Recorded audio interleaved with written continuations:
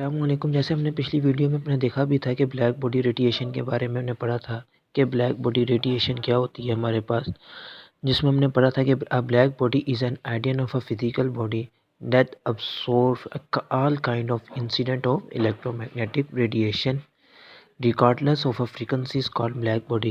कि हमने black body में पढ़ा था कि हर तरह की रेडिएशन को ये क्या करता है, अब्जॉर्व कर लेता है। जितनी हर तरह की रेडिएशन हो, जैसे हमारे पास स्पेक्ट्रम लाइट्स हैं या दूसरी हैं, तो इसमें हर तरह की ये रेडिएशन को अब्जॉर्व करता है।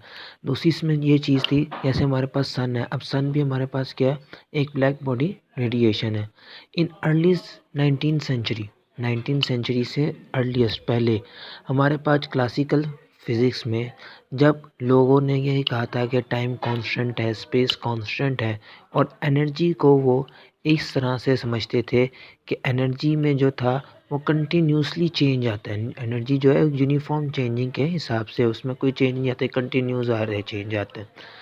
तो इस चीज़ को जब था, तो इसमें आहिस्ता आहिस्ता करके ब्लैक बॉडी रेडिएशन में जब बात आई, तो उस वक़्त के दौर में ये लगने लगा कि जी फ़िज़िक्स में तो अब काम करना मुश्किल है, फ़िज़िक्स तो ख़त्म हो गई है, फ़िज़िक्स की अब फ़ील्ड ही नहीं रही। तो ब्लैक बॉडी रेडिएशन का जब ये मसला हल शुरू हुआ, तो उसमें जितनी भी क्लासिकल फ़िज़िक्स थी वो सारी फ़ेल होना शुरू हो गई। थर्मोडायनामिक्स हो गई, दूसरी फ़िज़िक्स हो गई, ये फ़ेल होना शुरू हो गई। क्यों? क्योंकि इसमें बहुत से साइंटिस्ट आए, जैसे रेले जीन्स आए, विल्स आए, और दूसरे साइड में स्टीफन बोल्ट्ज़मैन आए। इन सब के जो लॉ थे वो फ़ेल होते चले गए, क्योंकि ये ब्लैक बॉडी रेडिएशन का जो ग्राफ था, जो कर्व था, उसको एक्सप्लेन नहीं कर पा रहे थे। फिर 20th सेंचुरी में हमारे पास जो थे वो मैक्स प्लैंक कांस्टेंट आए, जिन्होंने रेले जीन्स को और वीन्स के जो एक्सपेरिमेंट था उसका कलेक्शन उन्होंने निकाला, और उनके जो थ्योरी थी उसके कलेक्शन को निकालते हुए उन्होंने उसका एक मैथमेटिकल फॉर्म दी।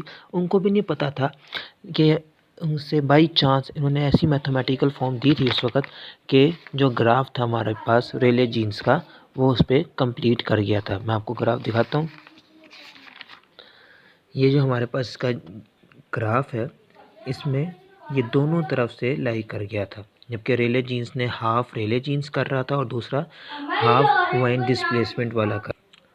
तो प्लैंक कांस्टेंट ने सबसे पहले बताया था कि हमारे पास जो एनर्जीज़ होती हैं वो हमारे पास क्या होती हैं, पैकेट्स की सूरत में होती हैं। तो अब हम उसके बाद फिर हमारे पास 20th सेंचुरी में मॉडर्न फिज़िक्स आई। छोटा सा खुलासा एक तरह से ना सारा। अब 20th सेंचुरी में हमारे पास जो है मॉडर्न फिज़िक्स आई, जिसमें हमारे पास जो टॉपिक है फोटो इलेक्ट्रिक इफ़ेक्ट। अब ये फोटो इलेक्ट्रिक इफ़ेक्ट होता क्या है, वो कहता है light of a suitable frequency made to fall our metal surface to eject of electron from the metal surface. कि वो कहता है कि आपके पास एक सूटेबल फ्रिक्वेंसी की लाइट हो, और जब आप उसके ऊपर फॉल करो, उसके मेटल सरफेस के ऊपर उसे गिराओ, तो आपके पास करे वो इलेक्ट्रॉन को क्या करे, एमिट करे, उस सरफेस में से इलेक्ट्रॉन को क्या करे, खारिज करे। उस दौर में जब क्लासिकल फिज़िक्स चल रही थी, ओल्ड फिज़िक्स की बात करी जा रही थी, तो उसमें यही समझाया जा रहा था कि light has a wave nature. अच्छा, अभी उस वक़्त ये था कि लाइट, हमें सिर्फ ये पता था कि लाइट हमारे पास जो थी वेव नेचर थी। आहिस्ता आहिस्ता करके हमारे पास साइंटिस्ट है, हमारे पास जैसे हाइजेन प्रिंसिपल हुआ, हाइजेन प्रिंसिपल ने हमें बताया कि light as a wave nature, ठीक है। उसके बाद फिर थोड़ा जैसे हम चेंजिंग होती गई, फिज़िक्स में चेंजिंग होती रही, फिर हमें पता चला कि लाइट्स जो है वो पार्टिकल है, लाइट वेव नेचर नहीं है, वो एक पार्टिकल की सूरत में मूव करती है। अब कुछ ऐसी ही कहानी चलती रही, कुछ कहते रहे कि लाइट वेव है, कुछ कहते हैं कि थे लाइट जो है पार्टिकल थी। फिर जब मैक्स प्लैंक कांस्टेंट आए, प्लैंक आए, उन्होंने बताया कि लाइट जो है, एनर्जी है, वो क्वांटाइज होती है। क्वांटाइज होने की वजह से एनर्जी क्या करती है, पैकेट की सूरत में मूव करती है। जब पैकेट की सूरत में मूव करती है तो इसका मतलब क्या, लाइट एज आ पार्टिकल नेचर भी है और लाइट एज आ वेव नेचर भी है। लाइट जो है वो एनर्जी के हिसाब से, वो अपनी बॉडी के लिहाज से मूव करती है। लाइट एज आ इलेक्ट्रोमैग्नेटिक वेव्स, लाइट क्या थी, लाइट उन्होंने कहा कि लाइट एज हमारे पास इलेक्ट्रोमैग्नेटिक वेव्स होती है। अब जैसे कि हम इस डायग्राम को देखें तो ये हमारे पास एक क्लासिकल ट्यूब है, जिसके हम इसे वैक्यूम ट्यूब भी कह सकते हैं। ये हमारे पास एक वैक्यूम ट्यूब है। ये हमारे पास दो, एक एनोड है और एक कैथोड है, जिसको इलेक्ट्रोड्स लगे हुए हैं दो, ठीक है। यहाँ से हमने वेव फॉल करवाई। अब वेव फॉल होने के बाद यहाँ से क्या हुआ, इलेक्ट्रॉन खारिज हुए। अब ये जब इलेक्ट्रॉन खारिज हुए तो अब ये क्या करेंगे, इलेक्ट्रॉन मूव करेंगे।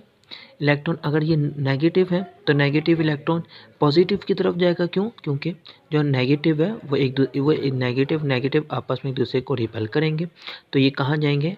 पॉजिटिव की तरफ। पॉजिटिव वाला इनको अट्रैक्ट करेगा। यहाँ पे हमने वोल्ट मीटर लगाया हुआ है जो इनके वोल्ट को मेजर करेगा। दूसरा यहाँ पे हमारे पास एम मीटर लगा हुआ है जो इनके एम मीटर इनकी रीडिंग लेकर हमें बताएगा।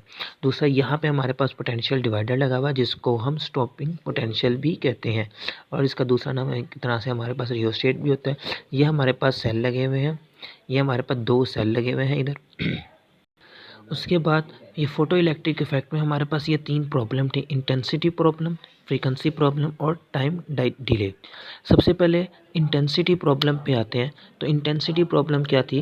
क्लासिकल फिज़िक्स में, जब क्लासिकल फिज़िक्स में देखा जा रहा था, लाइट को फॉल करवाया जा रहा था किसी भी मेटल के ऊपर से, तो क्या हो रहा था? ये क्लासिकल फिज़िक्स ने कहा था जौन सी मर्जी आप वेव की लाइट फॉल करवाएं, हमारे पास फ्रीक्वेंसी क्या आनी चाहिए? सेम आनी चाहिए। फ्रीक्वेंसी क्या आनी चाहिए? सेम आनी चाहिए। और हमें पता था कि एनर्जी जो थी हमारे पास वो किसके डायरेक्टली प्रोपोर्शनल थे? एम्पलीट्यूड के स्क्वायर के डायरेक्टली प्रोपोर्शनल। अब इससे ये साबित हो गया कि क्लासिकल जो फिज़िक्स थी, जो क्लासिकल फिज़िक्स थी वो यहाँ पे फेल हो गई। क्यों?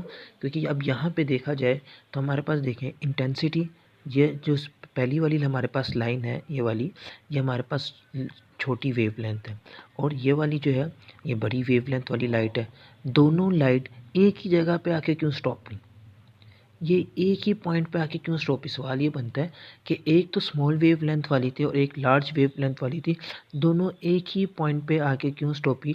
तो इसका आंसर ये है, जब हमारे पास एक तरह से डार्क लाइट आती है, हम पोटेंशियल फोटो इलेक्ट्रिक इफेक्ट में जब हम डार्क लाइट भेजते हैं, एमिट करवाते हैं, तो उस वक्त क्या होगा? इलेक्ट्रॉन तो जब भी निकलेंगे, इलेक्ट्रॉन उस वक्त भी खारिज होंगे हमारे पास, और ब्राइट लाइट होगी जब भी इलेक्ट्रॉन खारिज होंगे। डार्क लाइट की मदद से इलेक्ट्रॉन जो है वो कम खारिज होंगे, उसमें हम क्या करेंगे? बार बार लाइट को फॉल करवाएंगे, ठीक है, और एक हद तक लाइट फॉल होगी कि इसमें कुछ ना कुछ हम कोशिश करेंगे कि हमारे पास इलेक्ट्रॉन खारिज होते रहे। लेकिन जब ब्राइट लाइट होगी, जितनी तेज़ ब्राइट लाइट होगी, जैसे लाइट की इंटेंसिटी जैसे इंक्रीज़ करेगी उससे एम्पलीट्यूड बढ़ेगा। हमने पढ़ा था कि इंटेंसिटी इंक्रीज़ करेगी तो एम्पलीट्यूड बढ़ेगा। अब ब्राइट लाइट से ये होता है कि हमें ब्राइट लाइट से ये चीज़ हमें से बचत हो जाती है कि जैसे हम ब्राइट लाइट डालते हैं तो इलेक्ट्रॉन तेज़ी से एमिट करना शुरू हो जाता है। क्यों? क्योंकि उसकी वेवलेंथ ज़्यादा होती है। इसी कंपेयर में अगर हम डल लाइट डालें या डार्क लाइट डालें तो उसमें क्या होगा? इलेक्ट्रॉन जो है वो खारिज होंगे, ये नहीं कि इलेक्ट्रॉन खारिज नहीं होंगे, उसमें भी इलेक्ट्रॉन खारिज होंगे, लेकिन क्या? वो मिनिमम काइनेटिक एनर्जी के होंगे, वो उसके साथ खारिज ही पूरी ताकत से नहीं हो पाएंगे जितने हमें चाहिए होंगे, जो रिक्वायरमेंट हमें है। लेकिन ब्राइट लाइट में क्या होता है कि ब्राइट लाइट में वही इलेक्ट्रॉन खारिज होंगे जो मैक्सिमम काइनेटिक एनर्जी के होंगे। अब इलेक्ट्रॉन, फ़र्ज़ करो यहाँ पे कोई इलेक्ट्रॉन नहीं है, यहाँ पे कोई इलेक्ट्रॉन नहीं है। अब मैंने लाइट डाली, ब्राइट लाइट डाली, ब्राइट लाइट जैसी पड़ी इसके ऊपर, तो अब यहाँ पे क्या हुआ? इलेक्ट्रॉन निकलना शुरू हुए। अब इन इलेक्ट्रॉन ने क्या किया? मूव करना। इनके ऊपर चार्ज कौन सा था? पॉजिटिव चार्ज है। यहाँ पे इलेक्ट्रोड के ऊपर पॉजिटिव चार्ज है, इलेक्ट्रॉन के ऊपर नेगेटिव चार्ज है। अब पॉजिटिव चार्ज ने क्या करना है? इनको आपस से अट्रैक्ट करना, और नेगेटिव चार्ज ने क्या करना है? एक दूसरे से रिपेल करना है। अब ये चार्ज जा रहे हैं, इलेक्ट्रॉन मूव करता है, इलेक्ट्रॉन मूव कर रहा है आगे की तरफ, ठीक है। पॉजिटिव चार्ज यहाँ पे है, अब ये पॉजिटिव चार्ज इसको अपनी तरफ खींच रहा है, जबकि नेगेटिव चार्ज इसके ऊपर रिपेल की फोर्स अप्लाई कर रहा है। जो पोटेंशियल, जो इलेक्ट्रॉन के पास पावर होगी, वो मैक्सिमम जिसके पास काइनेटिक एनर्जी होगी वही मूव करेगा, ठीक है। जो जिसके पास काइनेटिक एनर्जी नहीं होगी मैक्सिमम, वो मूव नहीं करेगा। तो अब इलेक्ट्रॉन, हम यहाँ से पोटेंशियल जो हमारे पास डिवाइडर है, या हमारे पास इसको हम जो हमने दूसरा नाम इसको क्या बताया हमने? Stopping potential. हमने यहाँ से इसका एक इलेक्ट्रॉन बढ़ाया, फिर जिसमें से कुछ जो कम पावर वाले थे वो रुक गए, फिर हमने 2 बढ़ाया, फिर 3 बढ़ाया। इस तरह से हम करते गए, हम इलेक्ट्रॉन्स की तादाद को बढ़ाते गए, नेगेटिव इलेक्ट्रॉन की तादाद जैसी बढ़ती गई, और यहाँ पे इलेक्ट्रॉन एक वक्त ऐसा आएगा कि एक इलेक्ट्रॉन यहाँ पे खारिज होना बंद कर देगा। इलेक्ट्रॉन क्या होगा? खारिज होना बंद कर देगा। उसी चीज़ को हम क्या कहते हैं? स्टॉपिंग पोटेंशियल कहते हैं। क्या कहते हैं? ऐसी चीज़ को हम स्टॉपिंग पोटेंशियल कहते हैं। जैसे ये लिखी हुई भी है, the reverse potential that the emission of electron from the metal surface even when it expose to the light of the suitable frequency are now as the stopping potential. अब दूसरी इसमें ऑप्शन क्या है? दूसरी चीज़ इसमें है फ्रीक्वेंसी प्रॉब्लम। अब हमारे पास पहली प्रॉब्लम इंटेंसिटी प्रॉब्लम तो हो गई। अब फ्रीक्वेंसी प्रॉब्लम क्या थी कि क्लासिकल फिज़िक्स ने कहा कि हर तरह की फ्रीक्वेंसी की लाइट डालेंगे, इलेक्ट्रॉन खारिज होंगे। लेकिन क्या हुआ कि ये वाली फ़िज़िक्स फ़ेल हो गई। क्यों फ़ेल हो गई? इसकी मेन वजह यही थी कि लाइट के हमारे पास 7 कलर हैं जो हमारे पास विज़िबल, एक स्पेक्ट्रम लाइट है उसमें 7 नेचर की लाइट है, 7 वेव वाली लाइट्स है। अब हर लाइट की, हर कलर की एक अपनी वेव है, एक अपना नेचर है। जो डल लाइट वाली हैं या जिनकी फ्रीक्वेंसी कम है उसमें क्या होगा, और जिनकी फ्रीक्वेंसी ज़्यादा है, जिनकी वेवलेंथ ज़्यादा है, एम्पलीट्यूड ज़्यादा है, उसमें क्या होगा, कम फ्रीक्वेंसी वाली लाइट जो है उसका एम्पलीट्यूड भी कम होगा। तो उससे वजह से क्या होगा कि हमारे पास जो इलेक्ट्रॉन है वो खारिज नहीं होंगे। लेकिन जो जिनके एम्पलीट्यूड ज़्यादा होगा, फ्रीक्वेंसी ज़्यादा होगी, वो लाइट हमारे पास ज़्यादा अच्छी से मूवमेंट करेगी और ज़्यादा अच्छा इलेक्ट्रॉन भी खारिज करेगी। तो यहाँ पे मॉडर्न फिज़िक्स ने बताया कि हमारे पास जो लाइट जो है उसके लिए हमें क्या चाहिए, एक सूटेबल फ्रीक्वेंसी की हमें लाइट चाहिए होगी। वही लाइट को एमिट करवाई जाएगी जब भी इलेक्ट्रॉन हमारी रिक्वायरमेंट के हिसाब से खारिज होंगे। फिर तीसरी प्रॉब्लम हमें क्या से सामना करना पड़ा, टाइम डिले का।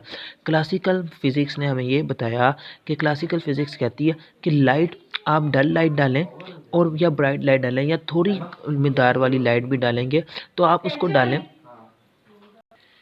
अब हमने क्या किया था, थोड़ी मिकदार की लाइट डाली, इलेक्ट्रॉन कुछ खारिज हुए लेकिन वो उस एनर्जी के रिक्वायरमेंट के मुताबिक नहीं थे जो हमें चाहिए थे। फिर हमने क्या किया, लाइट को डाले रखा। लाइट को जब डाले रखा कि कुछ थोड़ी देर बाद और इलेक्ट्रॉन निकलेंगे, थोड़ी देर के बाद और इलेक्ट्रॉन, तो इसमें टाइम बहुत ज़्यादा कंज्यूम होने लगा। टाइम हद से ज़्यादा कंज्यूम होने लगा, लोगों को उसमें परेशानी आने लगी। अब जो एक्सपेरिमेंट है उनमें टाइम बहुत लगने लगा, महीना महीना लगना शुरू हो गया। तो इससे हमने क्या किया, इससे बचने के लिए हमने क्या किया, एक सूटेबल फ्रीक्वेंसी के साथ एक लाइट को डाला। अब इसमें क्लासिकल फ़िज़िक्स यहाँ पे भी फ़ेल हो गई, यहाँ पे भी क्लासिकल फ़िज़िक्स उस चीज़ को बता नहीं सकी। मॉडर्न फ़िज़िक्स ने बताया कि हम जब एक सूटेबल फ्रीक्वेंसी से एक अच्छी वेवलेंथ वाली जब लाइट डालेंगे तो हमें ये नहीं होगा कि बार बार हम लाइट को डालेंगे, लाइट को डाले रखेंगे और उसके बाद क्या होगा कि हम इलेक्ट्रॉन का निकलने का इंतज़ार करेंगे। नहीं, जैसे ही हम लाइट को उस पर फॉल करवाएंगे, इलेक्ट्रॉन जो है वो खारिज होना शुरू होते जाएंगे। उसके बाद हमारे जो प्रोसेस है वो स्टार्ट हो जाएगा, एक स्पीड अप हो जाएगा। ये तो था हमारे पास टाइम डिले का। उसके बाद हमारे पास आता है वर्क फंक्शन। वर्क फंक्शन क्या होता है, तो वो कहता है minimum energy required to the break an electron from metal surface is called work function. के कुछ थोड़ी एनर्जी की जो हमें रिक्वायरमेंट में जो हमारे पास ब्रेक करता है इलेक्ट्रॉन को, हमारे पास क्या कहलाता है, वर्क फंक्शन कहलाता है। जैसे मिसाल के तौर पे इलेक्ट्रॉन जो है वो बाउंड मेटल के साथ चिपके हुए होते हैं बिल्कुल। फिर not every frequency can eject the electron, हर तरह की फ्रिक्वेंसी जो है वो इलेक्ट्रॉन को इजेक्ट नहीं करवा सकती। ठीक है, वर्क फंक्शन जो है किससे डिनोट किया जाता है, वर्क फंक्शन जो है वो एक ग्रीक लेटर है और इसको डिनोट करते हैं हम फाई से। और इसका फार्मूला क्या होता है, phi is equal to h f. H जो है वो हमारे पास क्या है, प्लैंक कांस्टेंट, और एफ इज हमारे पास थ्रेशोल्ड फ्रीक्वेंसी। अब ये थ्रेशोल्ड फ्रीक्वेंसी क्या होता है, वो कहता है the corresponding minimum frequency is called threshold frequency. तो ये हमारे पास जो है सूटेबल फ्रीक्वेंसी जो है वो हमारे पास एक तरह से थ्रेशोल्ड फ्रीक्वेंसी भी कहलाती है। जैसे मिसाल के तौर पे हमारे पास एक एटम का स्ट्रक्चर है, उसके बाद एक और एटम है, ठीक है, उसके बाद फिर एक और है। अब हमें पता है कि यहाँ पे हमारे पास एटम के अंदर क्या होता है, एक प्रोटॉन होता है और एक न्यूट्रॉन होता है। इसके बाद बाहर क्या होते हैं, बाहर वाले शेल में इलेक्ट्रॉन्स होते हैं। ठीक है, उसके बाद वाले शेल में इलेक्ट्रॉन। अब हमने क्या है, लाइट को फॉल करवाया। जब एक लाइट को फॉल करवाया, अब हमारे पास लाइट की एनर्जी कम थी, लाइट की आयोनाइजेशन एनर्जी कम थी। जब आयोनाइजेशन एनर्जी कम है तो वो इलेक्ट्रॉन को उसकी मिकदार के मुताबिक तो एनर्जी मिली नहीं। जब तक उसके मिकदार के मुताबिक एनर्जी नहीं मिलेगी तो इलेक्ट्रॉन तो खारिज ही नहीं हो पाएगा। इलेक्ट्रॉन को खारिज करने के लिए क्या है, हमें उसके मिकदार के मुताबिक एनर्जी की ज़रूरत पड़ेगी। तो यहाँ पे इसका मतलब क्या हुआ कि हमें इलेक्ट्रॉन के को खारिज करवाने के लिए, उसके मिकदार तक पहुँचने के लिए हमें एक ऐसी लाइट की ज़रूरत है, एक ऐसी सूटेबल फ्रीक्वेंसी, एक ऐसी लाइट की ज़रूरत है जो इलेक्ट्रॉन को खारिज करवाने में मदद दे सके। तो ये आज का टॉपिक था सारा फोटो इलेक्ट्रिक इफेक्ट का, जिसमें हमने पढ़ा कि हर तरह की जो वेवलेंथ है, हर तरह की फ्रीक्वेंसी है, वो इसमें कारामद नहीं होती। एक सूटेबल फ्रीक्वेंसी हमारे पास होती है जिसके ज़रिए हम इलेक्ट्रॉन को एक मेटल से एमिट करवाते हैं। ठीक है, और एक मैक्सिमम काइनेटिक एनर्जी हमारे पास क्या होती है, हमने ये भी पढ़ा कि जहाँ पे इलेक्ट्रॉन अपनी पूरी तादाद के साथ, अपनी फुल पावर के साथ जब एक मूवमेंट करता है पॉजिटिव टू नेगेटिव और रिपल्शन की फोर्स के साथ जब वो बाहर निकलता है तो वो हमारे पास क्या कहलाती है, मैक्सिमम उसकी काइनेटिक एनर्जी होती है। वही इलेक्ट्रॉन बाहर निकल पाएगा जिसके पास अपनी मैक्सिमम काइनेटिक एनर्जी होगी।